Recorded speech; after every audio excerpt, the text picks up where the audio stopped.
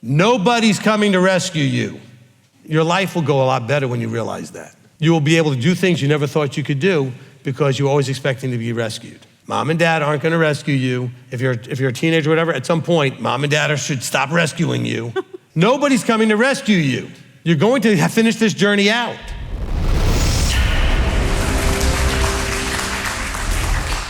Amen. All right, Melissa, you can go first. So for years, I've wondered about, like you said, I was delighted when I heard that we're not going to be tortured forever. You know, he's not that kind of God. He's just a God of love.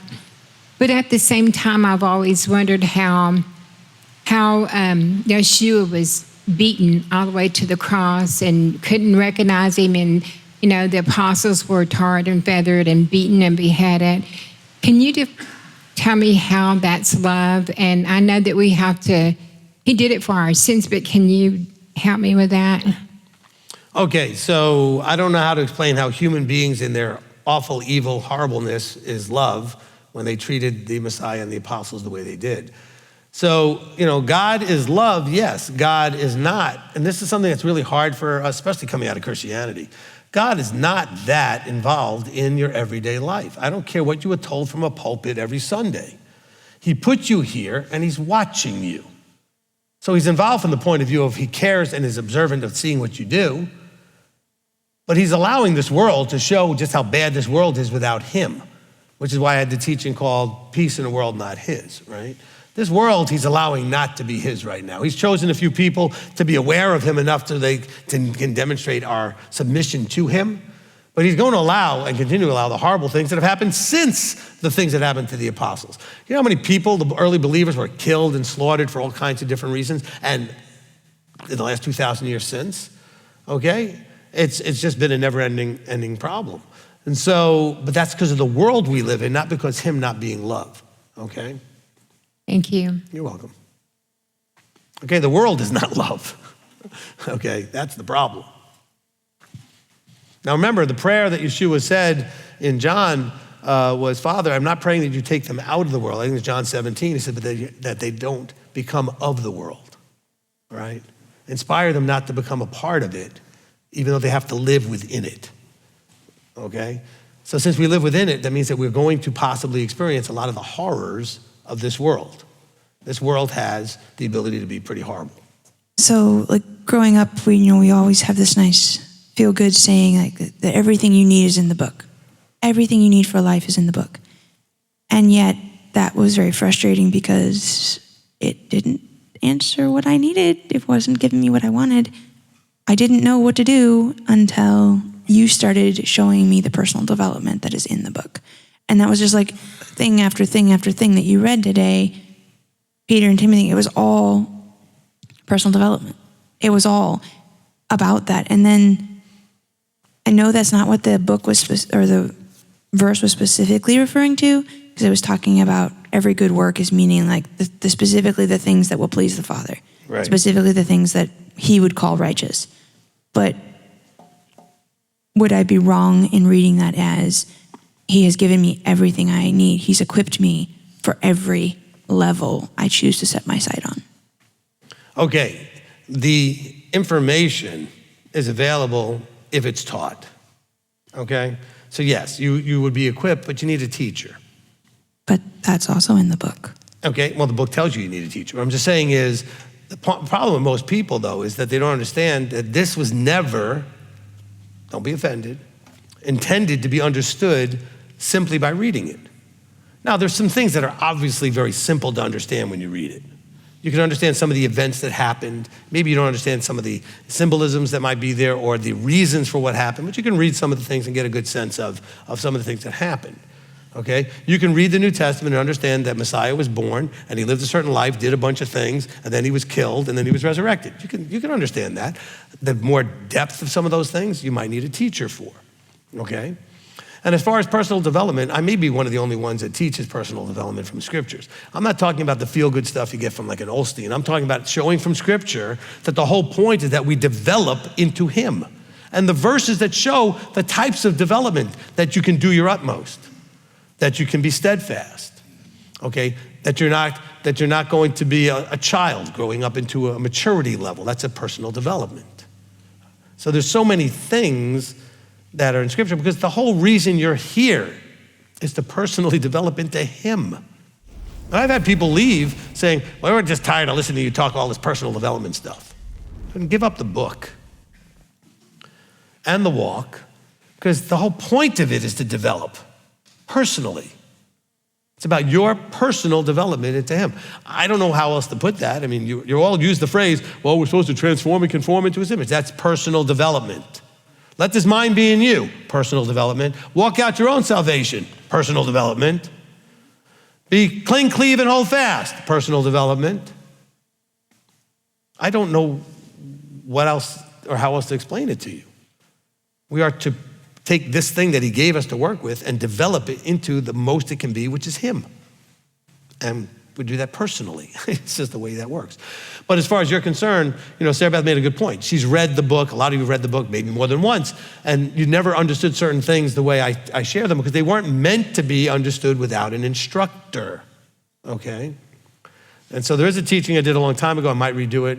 Shamish Gary wants me to redo it called Learn and Teach the Torah. It's only on audio. I think you can only find it on the Podomatics and those kind of places. Maybe it's on Spotify or whatever, Apple Music. But, it was a case for the Torah is supposed to be taught. Not a case that you're supposed to teach it necessarily, but ultimately that would be the destiny.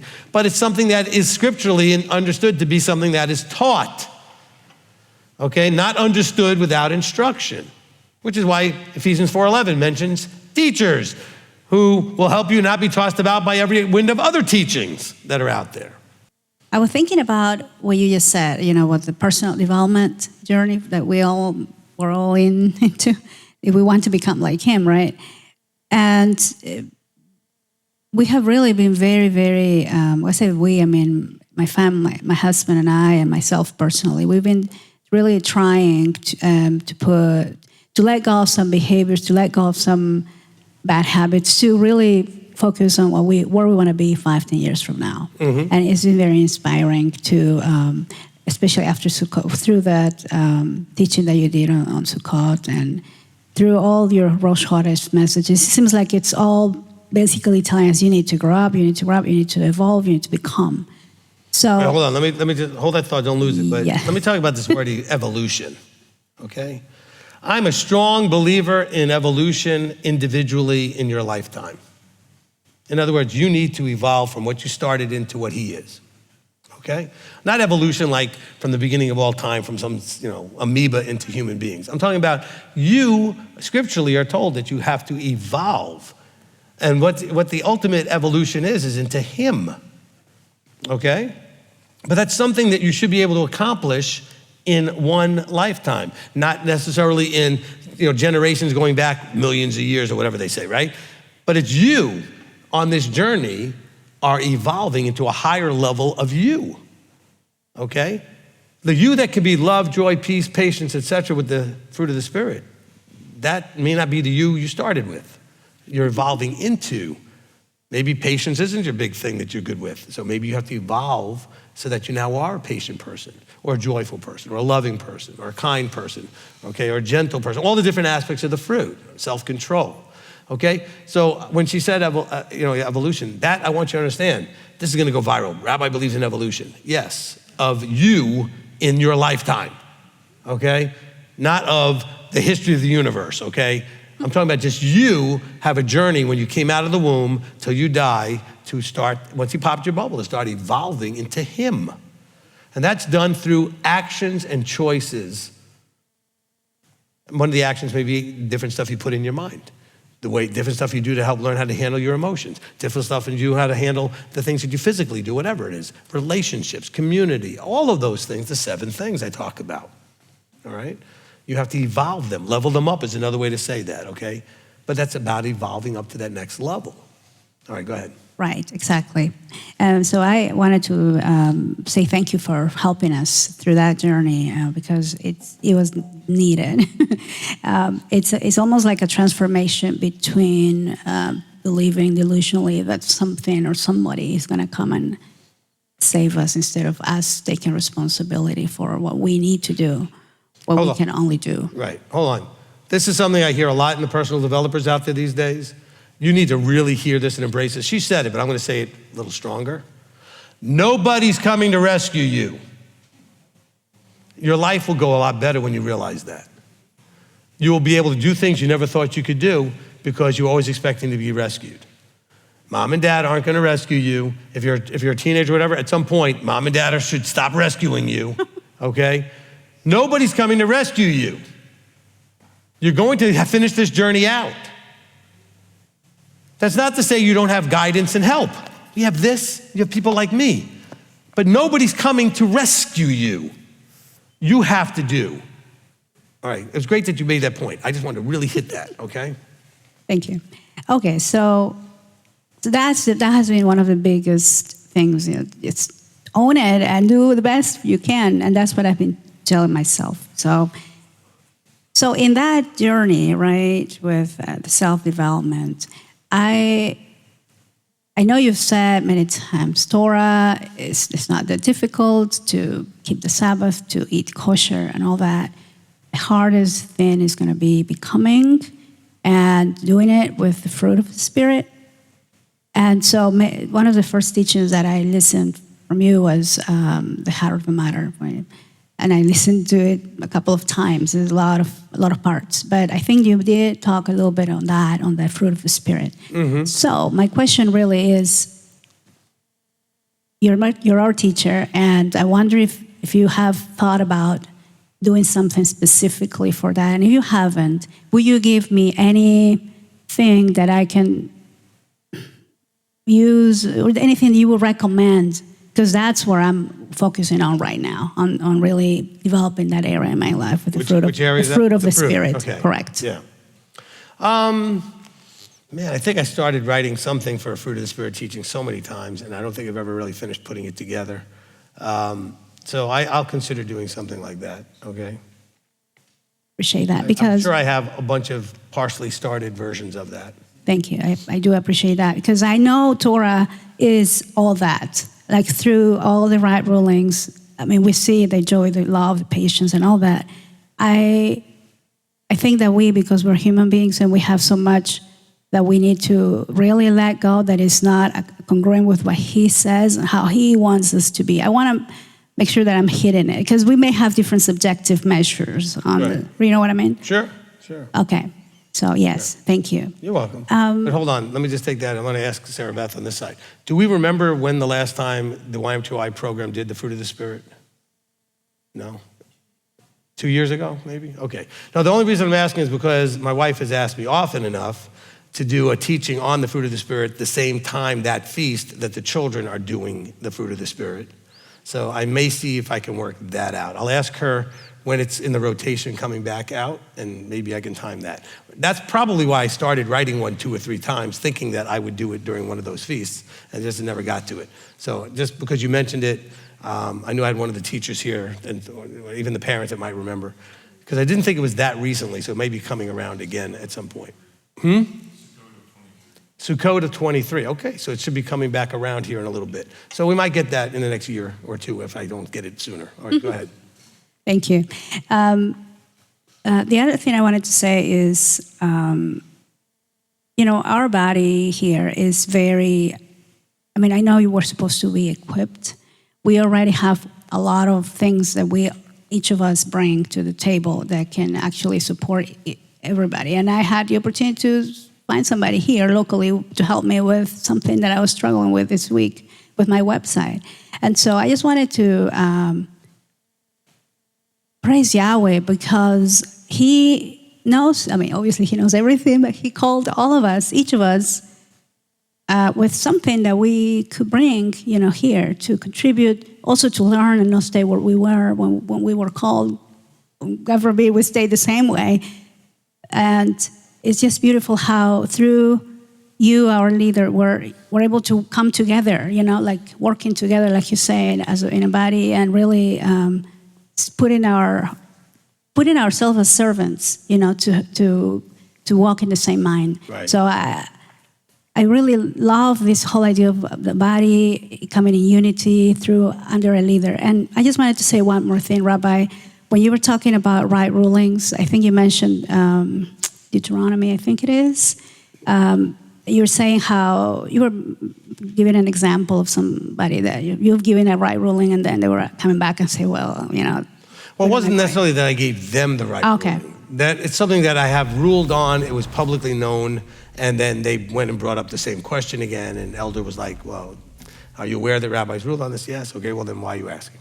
Okay. No, I just wanted to say that I have been given several right rulings from you through counseling here, through the years that we've been here. And I just wanted to say that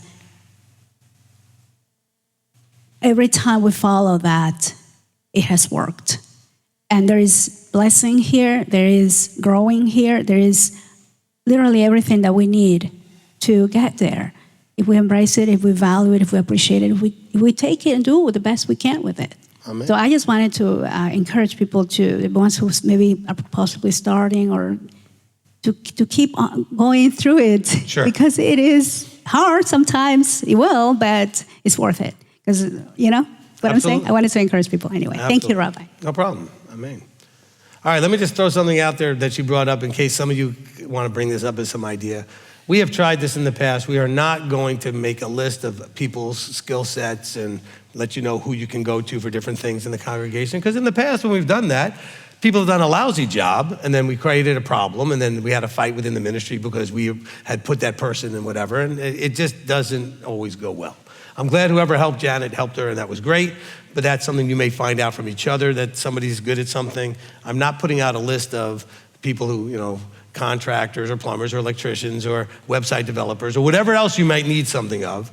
Because like I said, it'd be nice if we could do that, but then you always have the one that does the lousy job, doesn't want to own it, and then we get blamed for it in the whole 9 yards. And that has happened more than once, okay? So in case you were thinking, we should just go, yeah, we thought that too. And really, we should be able to do that. It would be nice. But all it has to do is go bad once. We get blamed. Hurt feelings that never go away. And it's amazing this one person just would not let go of the hurt feelings. And she wasn't even the one that it happened to. It happened to someone who was a friend. I was like, but it didn't happen to you. So what are you so upset about? Man, they left. So I was looking at the verse about where he was talking about Paul and those who are unstable and untaught and unstable twist to their own destruction, as they do also the other scriptures. So Yes. The Greek of scriptures is graphos, which in other places, especially in the Old Testament, is used to any kind of writing, like the writing on the wall that Daniel was interpreting, Right. or any kind of writing. And so in that case, if he's just using that to refer to writings in general, then it's not necessarily like the Holy Scripture. Good. Scriptures. So it could be just inspired writings. Like you're saying, as they do the other inspired writings. Yeah. So Okay. maybe there is a difference between like the Holy Scriptures that we would say is like the actual Tanakh and just writings in general, because it could be any kind of writings. Right, which is why we have the differentiation that he says to Timothy specifically, these that you've had since you were a babe. So we know the New Testament didn't exist, okay? It wasn't available to anybody at this point when Paul's talking to Timothy. So then we know what it has to be referring to, right? Mm-hmm. Okay. And then I had a thought in 2 Peter 3, verse 1. In the beginning, this is now, beloved ones, the second letter I write to you, in which I stir up your sincere mind to remember. So that idea of stirring up and remembering is the same words, at least in Greek, but that he was using in chapter 1. Verse 12. Yes, verse 12. I usually quote that too. Yeah, but in that case, he was reminding him, or reminding anyone who's reading it, about, for this reason I do your utmost to add to your belief uprightness, knowledge, self-control, endurance, all the way down, in kind of more of almost like a personal development kind of like attitude of developing yourself. But then in chapter 3, it says in verse 1, in which I stir up your sincere mind to remember the words previously spoken by the set-apart prophets and by the command of the Master and Savior spoken by your emissaries. And so if you kind of look at those side by side, it's kind of like you can remember, you're trying to remember the things of the scriptures, like the commandments and and everything that Yeshua was teaching on the one hand, like as far as like commandments, and then there's also this remembering of this personal development kind of teaching on the other side, and he's kind of like saying, remember this and remember that at the same time, like kind of like the remembering to do the mechanics and the spirit. Yeah, I mean, I guess, look, the bottom line is in chapter 1, and I've used that verse at times, especially when I used to guest speak every now and then, I would say, look, I'm probably going to say, hopefully I'm going to say a bunch of stuff you already know. And that's what Peter's basically alluding to here. He's saying, look, I intend in verse 12 to remind you these things again and again, though you know them and have been established in the present truth. But I think it's right, as long as I'm in this body, in this tent, to stir you up by a reminder. So he's saying, look, I'm hoping you already know all of this. I'm here to more of the prophet role of kind of reminding you. And he does remind them very much in the beginning of chapter 1 that this is about development. Okay, it's about development. He says in verse 5, and for this reason, do your utmost to add to your belief uprightness, knowledge, self-control, etc., which you quoted. And so that plays out, continues into chapter 3. And that's where he also then adds the understanding of where this can go sideways is when you're not doing your utmost. You can be led astray by those who are untaught and unstable, who are twisting things to their own destruction. So, it kind of goes through it in both directions there. Yeah, I think a cool way of looking at it is like, look in the prophets and in the writings, like the apostolic writings, things like that development, stuff he was talking about earlier. Look for that in those writings that maybe if you weren't looking hard enough and you didn't have a teacher, you wouldn't pick up on the development aspect of it beyond just the commandments and maybe the history of what happened. Right. Okay, look, and let me just read this list real quickly here. You guys, you talk about, we have to just believe in Messiah and God, that's true. We got to keep commandments, that's true. But look at what Peter's talking about here. He says, he says in the beginning, he says, favor, peace, be increased to you in the knowledge of Elohim and Yeshua, our master, as his mighty like power has been given to us, has given us all that we need for life and reverence through the knowledge of him who called us to esteem and uprightness. Through these there have been given to us exceedingly great and precious promises, so that through these you might be partakers of the mighty like nature, having escaped from the corruption in the world caused by lust. And now he's going to tell you what kind of person you have to be. It's personal development. He's not going to tell you about keeping the Sabbath or keeping the feast or eating kosher or not stealing and murdering and committing adultery or whatever. He's going to say, look, you're going to need to add to your belief. You have to do your utmost to add to your belief with everything, right? Uprightness. And to uprightness, knowledge. To knowledge, okay, so uprightness is what? Understanding Torah observance and the right thing to do, but then through doing it, you have a relationship. That's why knowledge comes after doing, okay? That's the type of knowledge he's talking about here. And then from knowledge, you're going to add self-control. Self-control, you're going to add endurance. Endurance, you're going to add reverence, and reverence, brotherly affection, and to brotherly affection, love. Personal development, okay? So you can't tell me this is not about that, all right? Chris, I'm glad you brought that out. And also, I was going to go to verse 12 when we were talking about in verse 1 of chapter 3, because I quote that verse a lot, because a lot of times I'm reminding people of stuff that they already know, and they should be reminded. So if you already know it, be patient, don't be bored. Let me stir you to make sure that you're actually using it or doing it or whatever it is, applying it in the way you're supposed to. That's really the point that Peter's making is that, look, I know that you're already established in this stuff, but maybe you need me to smack you a little bit and remind you of why we're doing this and how we're supposed to go about it and what way we're supposed to go about doing these things. All right, from Richard Gavea, with the reset in mind, can we in the walk be the voice of the voiceless in Gaza and Sudan, evil that is clearly in our face? Are we to be silent? Please help me with understanding on this matter. All right. I don't like to do things and get all political and stuff, but here's the thing. All right, Richard, you are correct. There's evil happening in the places you mentioned, okay, without taking sides as to who's doing the evil. There's certainly evil happening. But there's evil happening in lots of places that are not so, trumpeted out there in public. They're not so, publicized. That's it, thank you, all right? I mean, there's genocides that are happening all the time in parts of the world that nobody talks about. For thousands of years, these things have been going on. And so just because this is getting more publicized doesn't mean that it's more important that we focus on it or anything. The first thing that I would say is, A, we're living in a world not his. Go back and listen to Teaching Peace in a World Not His.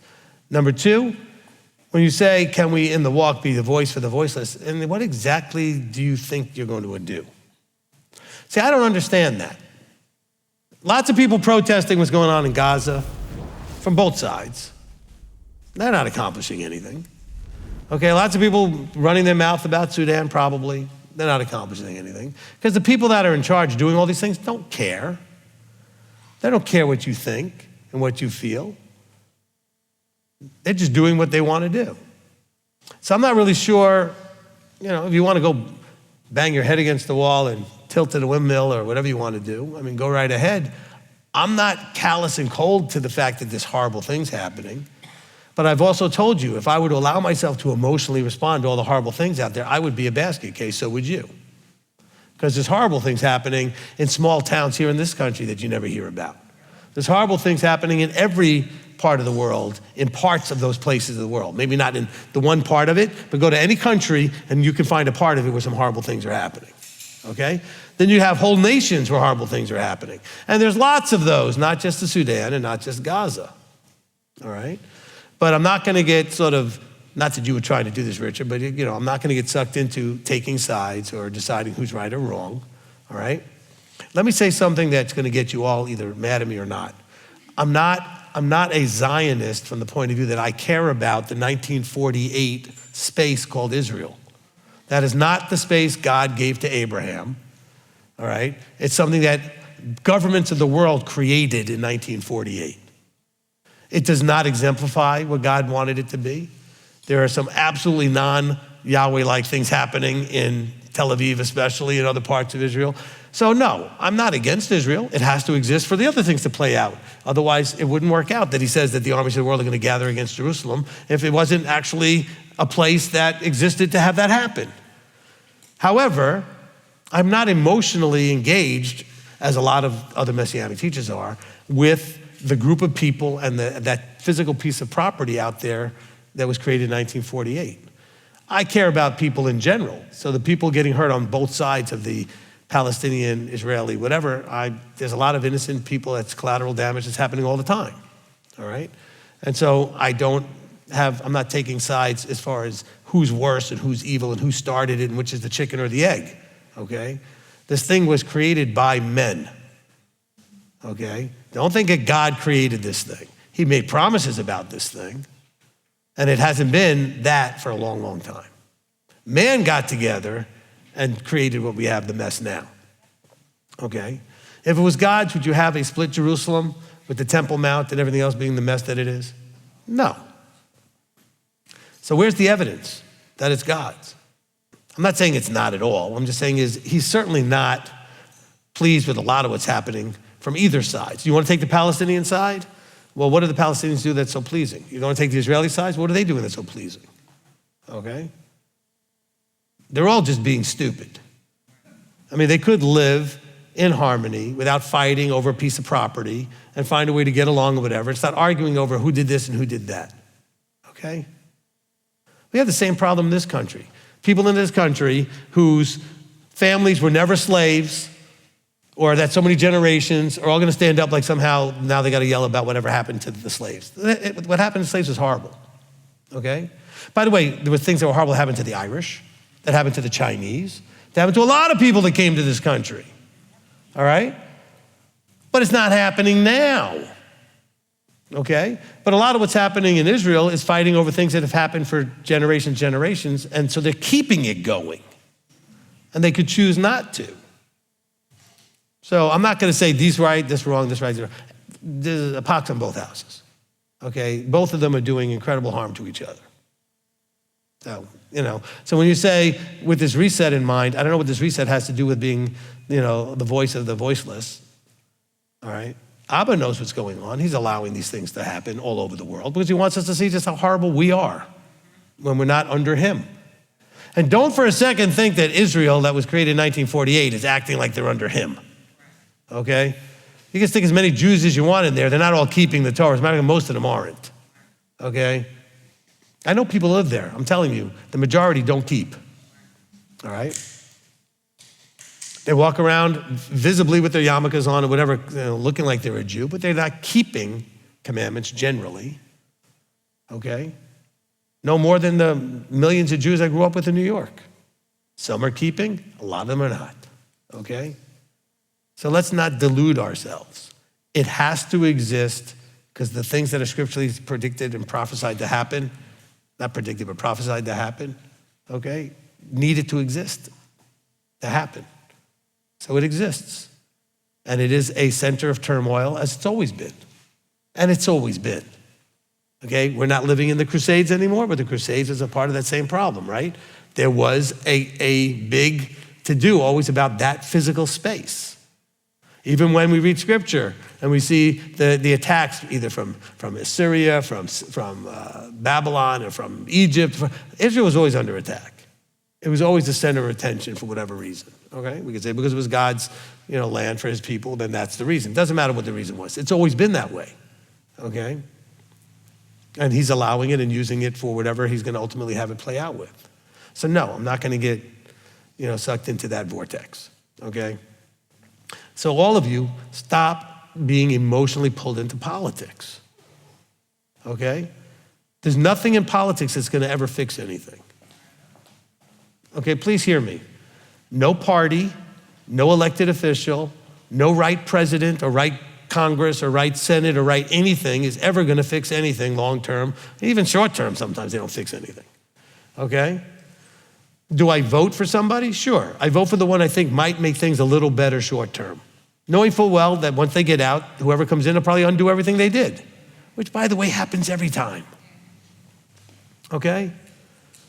Obama did a bunch of stuff, Trump came in and undid it. Trump did a bunch of stuff, Biden came in and undid it. Biden did a bunch of stuff, Trump came in and undid it. It just doesn't matter who. They're just going to come in and just, the next one just undoes it. Everything Trump's doing now, the next Democrat gets in, they'll undo it.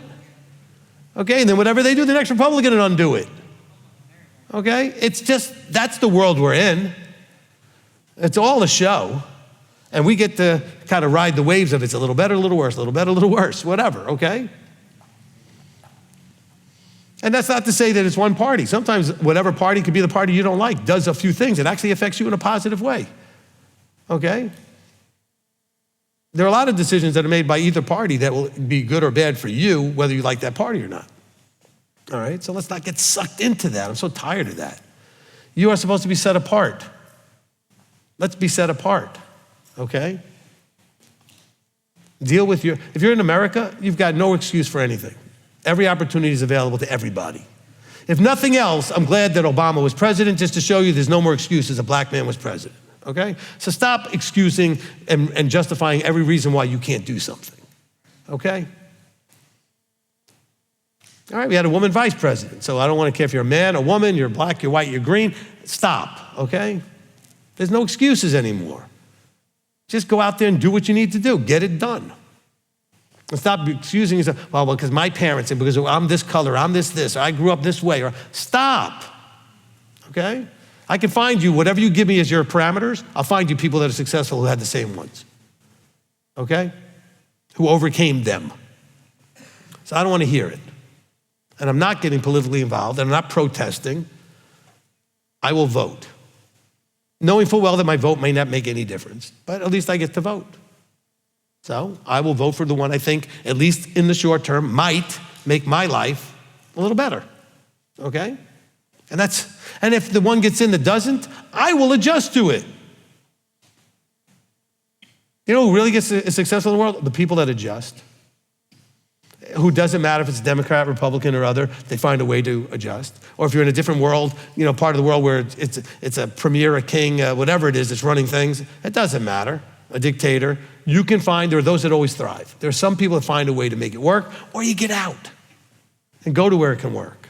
Stop making excuses and blaming everything to justify and rationalize to yourself why you can't do it, or you can't have it, or whatever. It's just excuses, and they are for you, as Elder says, right? From Olivia Durth, two-parter. His patience toward us, wishing none to perish, that all should come to repentance. The all brings out discomfort. Is this a blue, still young in this walk, not undone Christian teachings that could be causing the discomfort?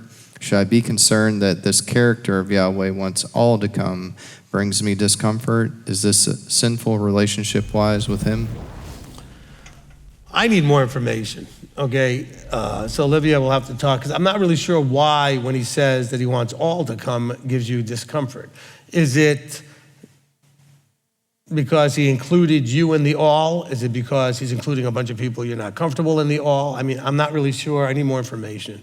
So we could talk about that either at the zone meeting, or you can make an appointment. I know we're due for another appointment, so we can do that. All right, from Keep Pushing, and this was in response to Melissa's question. Abba is in charge. If he won't torture us, why does he allow us to torture his children? You need to keep pushing. Like through this is the worldly thinking, this is the Christian thinking, this is all this other thinking. Because you're not able to receive. I answered this question. I'm not picking on you, but I answered this question, all right? He's allowing us to do the evil, us to do the harm, us to murder and torture children, us, so that we can have a permanent, totally inarguable record that we can't run things, okay? Human beings are such that if he showed up right now, they would say, hey, we got this. We didn't need you. Why are you here? We don't need you. Okay? A lot of human beings would say that. We got this. Don't tell us what to do. So if he's in charge and won't torture us, I didn't say he's in charge and won't torture us. I said he can't be the loving God that we want and, well, not want, that we believe he says he is, and torture us. I didn't say he can't torture us. He won't, because it's not his nature, okay? Does he allow torture? He allows all kinds of horrific things. But those horrific things are not being done by him. They're being done by us, okay? So why does he allow us to torture his children? He allows us to do all kinds of dumb things. Every dumb thing in the commandments that we're told not to do, we do them. Okay, people out there, they're stealing, they're murdering, they're raping, they're pillaging, they're doing everything you can imagine, and he's allowing all of that because he wants us to see just what the result is of what we do. Now, he's got a different perspective than you do. He knows he can resurrect, so he knows that they can have life. See, we look at things from the sort of temporary permanence, okay? Well, we think that in this little temporary thing, that these things are permanent, okay? So I use the phrase, right? I have to explain myself, all right? Even though we are in a temporary existence, these things that are happening seem very permanent to us, okay? We don't think about another life that they could have without torture. But we see things as very permanent when they're more temporary, all right? And so that's really where our perspective gets messed up. So hopefully that helped you. Keep pushing through. It's hard. Things I'm saying, you heard them, and a lot of you hear them, but it doesn't penetrate because it's still swimming upstream against stuff that you've believed or told and whatever and embraced. And it's just hard to change the way we think. It's very tough. We don't want to think that a loving God would allow all this horrible stuff to happen. But he does. And it doesn't make him any less loving.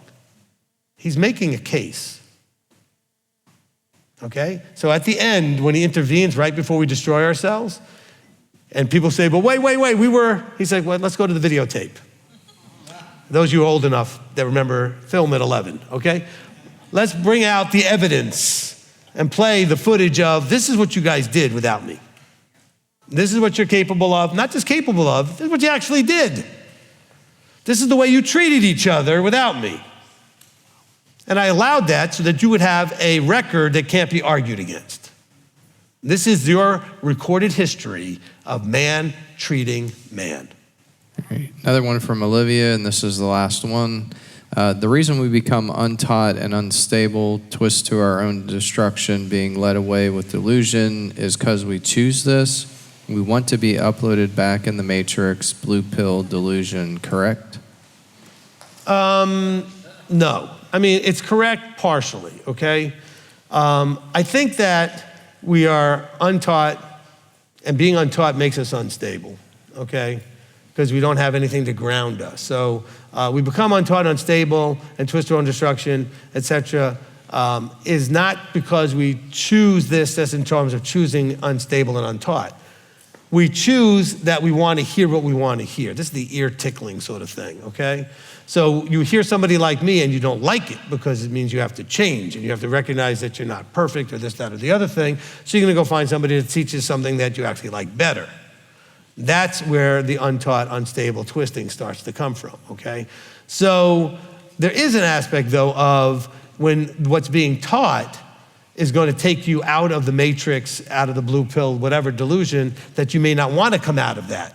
That's also the case as well. That's why I said so no, but yes to some of it, right? Ultimately, we all start out untaught, which has us then unstable, okay? And we start looking around and you fish around and you find some things and you start learning a little bit.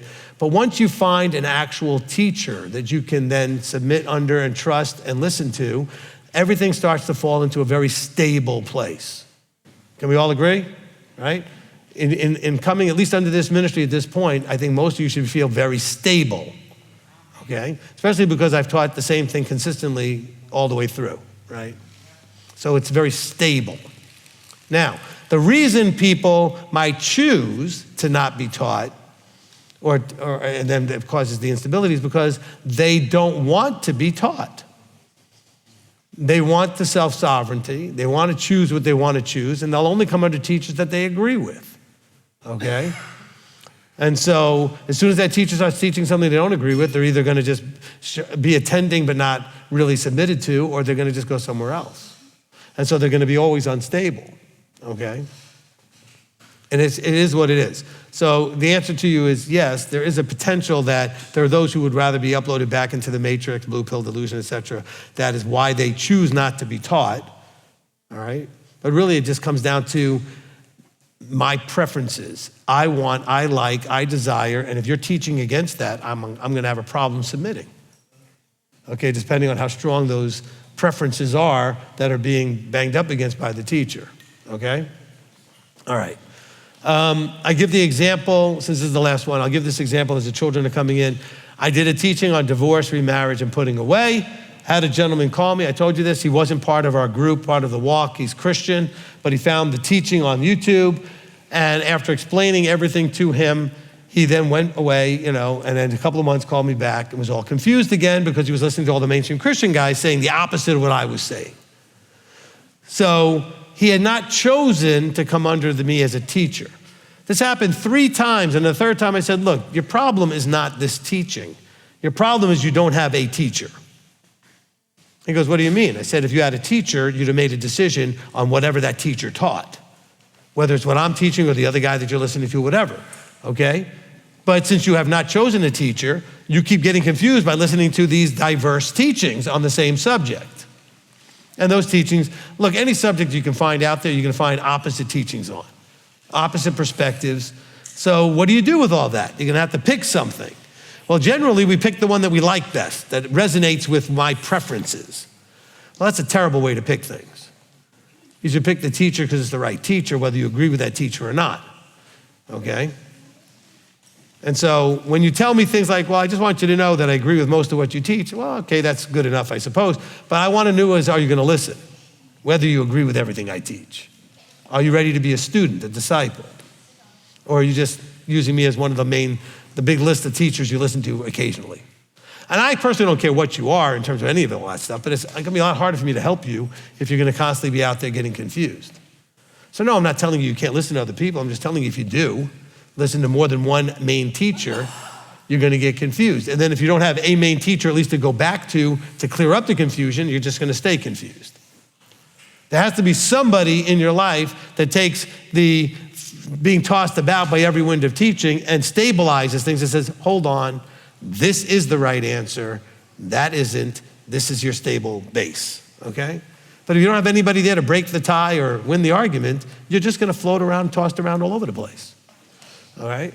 And that person Never called back after that, but I was like, look, your problem is you just don't have a teacher. I keep explaining this to you. The teaching explained it to you. The Christian point of view is completely the opposite of what I taught. And so being a Christian, you keep hearing that, and you have not yet decided that one is right or the other, because that's why you keep calling me. If you thought the Christian point of view was right, you'd have stayed there, but you don't. You like what I'm saying, but it flies against what your group that you hang out with is saying, and so you're stuck. What you haven't realized is it doesn't matter what I say, what they say. What matters is what are you going to choose, okay? Now, if you choose me and what I taught, and you're going to stay there, you're going to have challenges. I'm not saying that that means you have to leave there. I think you should, but you're going to have challenges. You should understand that. So you're frustrated that I'm not going to agree with them, and you want to stay there, or you're frustrated that by staying there, they're not going to agree with me. So now you're in this quandary, okay? You're really stuck. Your church has told you you can't get divorced, and I told you you can. So what are you going to do? All right? And this is important to the gentleman because not only was he divorced, but he remarried. And the church tells him that he's in sin, which is not true scripturally either. Go listen to the teaching. All right? Some of you are screaming out there, but it says that God hates divorce. No, it doesn't. In English, it does. In Greek, it doesn't. In Hebrew, it doesn't. You're reading English, well, then it says that in English, okay? People have translated it that way. It's not what it says. It says he hates putting away. Divorce is not putting away. Putting away is part of a divorce that has a written document. And when you have that, you're free to do whatever you want. Okay, but nobody's teaching you that in the church. You know why? Because they have to read the Old Testament to understand it. Okay? They have to know what a sefer kritut is. Okay? A writ of divorce. But they're not going to tell you all that. Oh, but in Matthew, I know. I go over that for 30 minutes in the teaching, okay? Which is funny. I'll still get people that will come at me with that verse in Matthew, and I'll say, did you listen to the teaching? Yeah. I said, well, I think I covered it for like half the teaching. I said, I gave it a good amount of time. Why are you still struggling? Because you don't like what I said. Because you're so busy listening to the other people. I said, fine, then go listen to them. I gave you the answer, and verse by verse, Greek, Hebrew, actual what the words are. I don't know what else I can give you, okay? But in my King James or my English, whatever, it says this. Fine, go with that, okay? That's not what it actually says. It wasn't originally written in English, all right? So the translators made a choice. Since they did not know what divorce was or how that was played out and how it was written in the Tanakh, they just wrote divorce there. They didn't know that putting away was a different thing, all right? Anyway. So I just wanted to kind of give you that example of how these things can come about, all right? If you're not taught and under a teacher, okay, listening to somebody teach something and then feel like you understand it doesn't mean that you're taught. It means that you've been instructed on that one thing. You learned something. But then you go hear somebody else teach it differently. Are you staying in where you first started or now are you changing? See, if you have a Ephesians 4:11 teacher, the answer is simple. That teacher is the anointed. That teacher has the right answers. And a lot of you are like, boy, that's kind of, prideful and cocky. Well, I don't know. Go argue with Paul that he believes those people are supposed to exist. If you don't think it's me, that's fine. Go find one. Because it says until, and we haven't hit the until yet. So if you believe that Paul's supposed to be in there and what he wrote to the Ephesians is valid for you today, because it didn't say it was just for them. It says these people are there until we all, and we haven't gotten there yet.